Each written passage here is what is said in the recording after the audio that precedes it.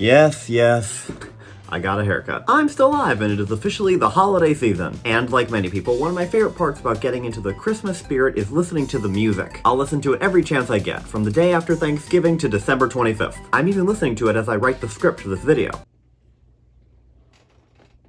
And today I wanted to go through and review some of the most popular Christmas songs, ending with my absolute favorite, which I'm not sure that many people have listened to. Also, since I don't want to get copyright claimed into oblivion, for most of the songs I'm just going to be playing the Ludwig or Schlatt versions. Alright, let's begin.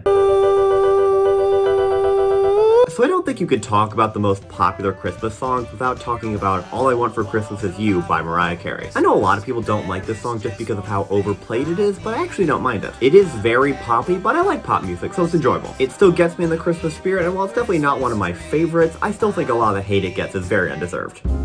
Chestnuts roasting. Now, back to some of the classics. Next up is The Christmas Song by Nat King Cole. This one has incredible vibes and just a good, nice, slow, jazzy tone. This is definitely the perfect song to put on with family, just sitting in front of the tree on one of those nice, quiet winter nights. I think this song has definitely earned its title as simply The Christmas Song.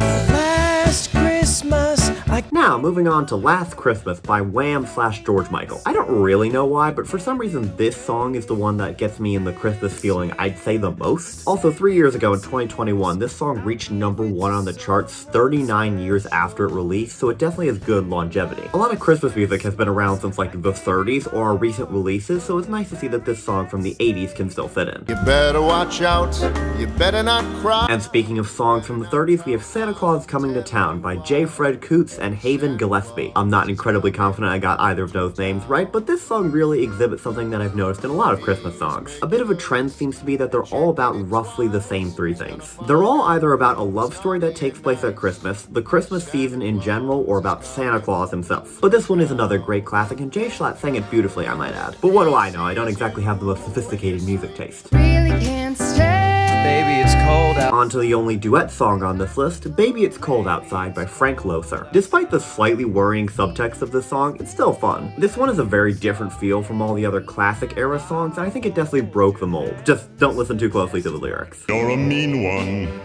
Mr. Grinch. Now this next one you should absolutely listen to the lyrics on. You're a Mean One, Mr. Grinch by Thurl Ravenscroft. That man has the single deepest voice I've ever heard in a song, and it sounds amazing. I know this song was made for the animated special, but it's so fun for me to imagine that this guy just hated the Grinch so much and just decided to make a song just laying into him. Like, this is pretty much just a diss track with insults that have very little to do with what actually happens in the animated special. There is no Christmas song like this, and it's great. And before I get to my absolute favorite Christmas song, I want to go through a few honorable mentions. Rapid fire.